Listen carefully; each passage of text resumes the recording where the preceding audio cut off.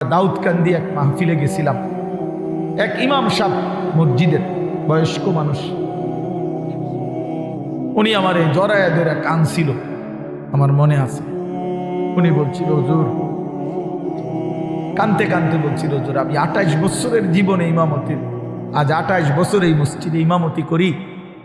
আমার জীবনের কত স্বপ্ন, কত আশা, বাচ্চাদের কত আবদার, বউ বাচ্চার কত চাওয়া পাওয়া, কিছুই পূরণ করতে পারি নাই হুজুর।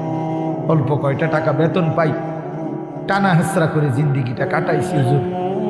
বাকি হুজুর আপনারে মহব্বত করি, আপনার কাছে আমি জানতে চাই আমার এই কষ্টের বিনিময়ে আমি আখেরাতে পাবো কিনা। আমি কি বলবো, আমিও কাঁদছি তখন। হায় হুজুর, কি বললেন? চোখটা বন্ধ হলে দেখবেন আপনি আখেরাতে বাদশাহ।